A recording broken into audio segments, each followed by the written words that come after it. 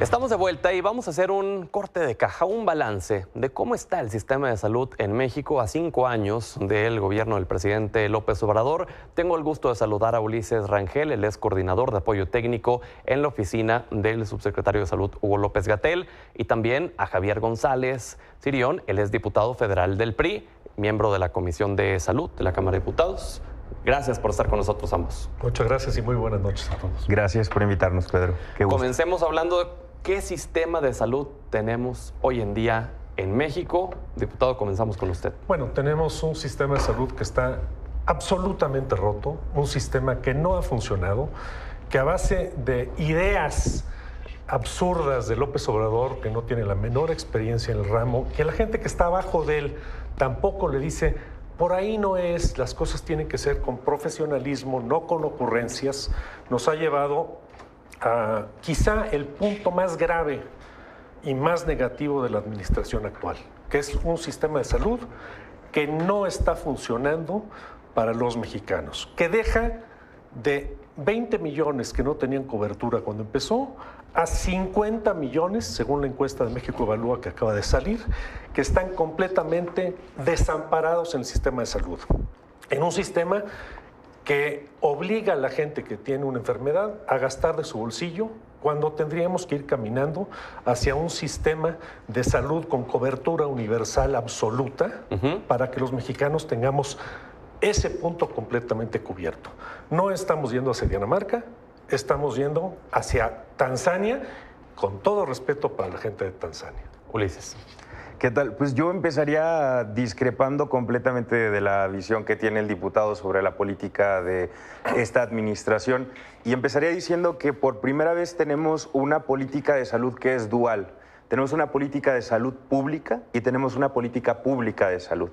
Estamos rescatando lo público que se había perdido durante todos estos años de neoliberalismo, desde las reformas administrativas que habían descentralizado los servicios de salud, hasta hablando de ocurrencias, las ocurrencias del doctor Julio Frenk en la época de Fox, que por cierto lo acaba de ser doctorado en honoris causa, ahora que el doctor Julio Frenk es rector de la Universidad de Miami. A esas situaciones nos remitimos, ¿no? Y por primera vez estamos recuperando lo público. Este sexenio apostó a la federalización de los servicios de atención médica. A eso me refiero con la política pública de salud, recuperar el aparato público de salud, garantizar que haya medicamentos, garantizar que haya especialistas, que haya una basificación laboral. Y cuando digo que por primera vez tenemos una política de salud pública cuyo responsable a través de la Secretaría de Salud es el doctor Hugo López-Gatell, digo, tenemos una política de salud pública porque separamos a la industria farmacéutica de las decisiones de las compras de nuestra administración. Separamos a la industria de los vapeadores de las manos de los niños y niñas y adolescentes de México. Separamos a las grasas trans, prohibimos el glifosato. Acciones de salud pública que ninguna otra administración había tenido interés alguno en regular, porque les da miedo la regulación en salud. ¿Le gustaría responder algo? No, yo lo que tengo que aclarar es que el problema viene de las ocurrencias de este sexenio, porque cuando tú compras insumos, había una compra consolidada, y lo comentamos hace rato, había un problema, no de corrupción, porque no había mucha corrupción en esas compras consolidadas, había posiciones monopolísticas, que son muy graves y a veces más graves que la corrupción, porque eleva los costos, pero son monstruos que se atacan de diferente manera. Entonces, de repente, sale alguien le dijo al presidente, le dio datos equivocados o ideas equivocadas y dice, pues que no compren ellos, que no compre el IMSS, que era la base de la compra, que compre el SAT. Ah, no, bueno, no funcionó. Entonces, pues Marcelo, vete a comprar allá a la India o vete a donde sea.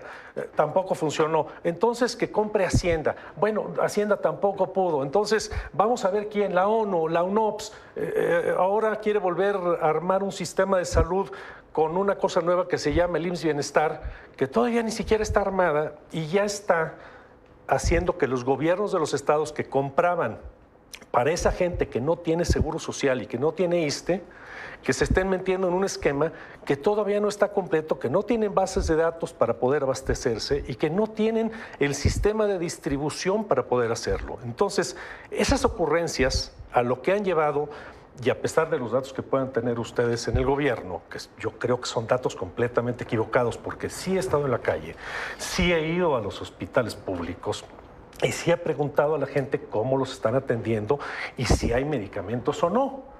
Y no podemos decir que hay medicamentos cuando estamos viviendo un problema un día sí y el otro también de desabasto crónico. Vamos a ponerlos en una situación un tanto incómoda. Ulises, con toda franqueza, tiene que haber una autocrítica, me imagino también. Dinos 3 fracasos de este gobierno en materia de salud. Yo creo que nos ha faltado mucha comunicación social por parte de las acciones de salud. Por ejemplo, todo esto que contaba de la regulación y la transformación del sistema agroalimentario, perdón. En realidad nadie conoce lo que hemos hecho en materia de regulación para cuidar la salud de la población en ese sentido, ¿no? En materia de salud pública creo que nos ha faltado muchísimo. Creo evidentemente que ha sido un reto el tema de las compras y de la distribución de los medicamentos, pero creo que es un paso que tenía que darse. Lo que molesta es que se les haya cerrado la llave de las farmacéuticas que tenían los exsecretarios de salud y los mismos actos monopólicos que tenían aquí en México, y que se optara por una compra internacional de triple optimización para que dejáramos de tener medicamentos para antirretrovirales para el tratamiento de las personas que viven con VIH de los años 80 y que se seguían comprando por la misma administración. ¿El INSABI es un fracaso? No lo llamaría un fracaso, lo llamaría una política que siguió con prácticas del Seguro Popular, transfiriendo dinero a las entidades federativas, y que el modelo es la federalización y el modelo es el IMSS Bienestar. Diputado, en contraparte, díganos por favor 3 logros de este gobierno en materia de salud. Francamente, en el tema de salud yo creo que estamos muy lejos de poder tener logros, pero... ¿Ni uno solo? Porque, por ejemplo, hay la vacunación, y no hablo de COVID, hablo de la vacunación de lo demás, de todo lo demás. Estábamos en un nivel de vacunación altísimo, éramos ejemplo en el mundo. Y estamos en un nivel que ya hay riesgo de enfermedades que estaban completamente erradicadas, como el sarampión. Pero sí te voy a decir algo en beneficio de ellos. Creo que la vacunación de COVID fue eficiente, creo que la vacunación de COVID fue oportuna y se hizo bastante bien. Ahora sí, volvamos a la programación habitual. Sí. En el tema de la gestión de la pandemia, ¿fue acertada o fue hecha de mala forma, Ulises? Pues, ¿qué te puedo decir? ¿En qué sentido? En comparación con otros países, por ejemplo. Digo, por ejemplo, creo que hay que primero situarnos y hacer un par de comparaciones políticas. Por ejemplo, durante la pandemia de influenza H1N1 en México, se reservaron los datos de exceso de mortalidad. Hace rato hablábamos de los mentados datos del exceso de mortalidad.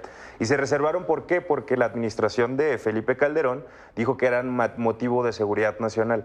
Al contrario, México hizo un grupo interinstitucional en donde participa el INEGI. Por eso ahora que están los comentarios de los datos del exceso de mortalidad y estaban ocultando la misma cantareta de siempre. No se saben otra que no sea mentir y que no sea tergiversar la información. Pero ¿qué pasó? México fue el país que más reconvirtió camas, y eso creo que hay que reconocerlo. En toda América Latina, en todo el continente americano, fue quien más reconvirtió camas de hospital. México tuvo una comunicación de riesgos de más de 400 conferencias vespertinas en donde se hablaba a la población directamente con un vocero único oficial que, según las mejores prácticas de manejo de crisis e intervenciones para pandemias, es el mejor modelo. Otra, México nunca prohibió, nunca sacó al ejército a las calles. México respetó en el marco de los derechos humanos a las personas, y pues como bien nos aplaude la estrategia de vacunación también. Creo que no creo que en estos temas podamos hablar de éxitos. Creo que se tiene que tomar las cosas con humildad, porque fue una crisis que vivió el mundo y que todos perdimos y que todos tuvimos seres queridos que fueron desafortunadamente perdidas. Javier. Yo quiero agregar aquí que era algo inédito y que los errores que se cometieron, que sí se cometieron errores, se cometieron en muchos países. Y que si tú tienes algo nuevo, que no sabes qué es lo que está pasando, qué es lo que va a pasar en estos momentos en el COVID, pues por supuesto que hay aciertos y hay errores. Y los hubo, como en otros países también. Aquí lo que pasa, el COVID pasó. hay que hacer un balance, pero hoy estamos viviendo una gravísima epidemia de salud en todos los demás ámbitos. La mortalidad en cardiovasculares, en diabetes y prácticamente en todos los rubros, cáncer para niños, que es lo más dramático, aunque el número no es tan grande como en las otras enfermedades, pues son números que son muy altos. El exceso de mortalidad, que quiere decir muertos que tratándolos de una manera eficiente no se hubieran muerto, es todavía más arriba de los 200,000 por año. Y eso ya no es COVID, eso es ineficiencias en el sector salud público, básicamente. ¿Qué pasa con el...? ¿Sí? Yo quisiera hacer una aclaración, diputado, porque creo que tenemos un error metodológico. A ver, el exceso de mortalidad no es lo mismo que muertes prevenibles. O sea, son conceptos completamente distintos. El exceso de mortalidad es la diferencia numérica entre las muertes esperables de un periodo de tiempo y las muertes ocurridas. Y entonces es exceso de mortalidad por todas las causas, las mismas que usted estaba mencionando. Entonces eso no es lo mismo que el concepto de salud pública dicho de una forma, muertes prevenibles con acciones preventivas, etcétera, etcétera. Pero los datos están ahí. 30 millones de personas que dejan de estar, que antes tenían cobertura de salud y ahora no tienen. 250,000 personas que efectivamente no debieron haberse muerto y se murieron. Y un sistema de salud que públicamente, la imagen en muchos casos y en este es la realidad, está patas para arriba porque todavía no entienden y no saben cómo armar un sistema para que esa salud universal hacia la que debemos de caminar sea cada vez más accesible para los mexicanos. Yo creo que sí sabemos. Y mira, quiero hacer este comentario aprovechando lo que dijiste de la cobertura. Hay una confusión muy, muy grande. ¿Por qué? Porque el Seguro Popular tenía una cosa espectacular. Lo único que le reconozco al Seguro Popular, una mercadotecnia increíble que hizo creer a todo el país que teníamos hospitales del Seguro Popular, que teníamos medicamentos del Seguro Popular, que teníamos una nómina de trabajadores del Seguro Popular, cuando es una mentira. Lo que sí teníamos con el Seguro Popular, una mercadotecnia increíble que le decía a la gente, afíliate, afíliate. Si no te afilias, no te podemos atender. Entonces, lamentada credencialización, que hacía sentir una falsa sensación de seguridad a las personas de que ya estoy afiliada. Entonces, la política de este gobierno no es de afiliación. La política de este gobierno no va a medir cuántas personas están en un padrón, porque se reformó el cuarto constitucional y la atención a la salud es para todas las personas. Entonces, esa idea de la afiliación es un error metodológico que está llevando a la autoadscripción al INSABI. El INSABI ni siquiera tiene un padrón de afiliación. ¿Cómo van a decir que se redujo la cobertura cuando no tiene nada que ver? Todo eso me parece muy bien. Por primera vez desde la Revolución Mexicana, ahí están los muertos, está en la mortalidad, esos existen, y por primera vez baja la expectativa de vida en México de 75 años a 71. Ya manera... 4 años de vida en promedio nos quitaron a todos los mexicanos. Ya a manera de conclusión, les pregunto a ambos, ¿estamos más cerca o más lejos de tener un sistema de salud como el de Dinamarca? Absolutamente lejos y estamos caminando en el sentido opuesto a Dinamarca, más hacia países que no tienen ni siquiera sistema de salud pública. Ulises. Yo creo que vamos caminando hacia allá. Y yo le reconozco algo a Dinamarca, que es la participación ciudadana.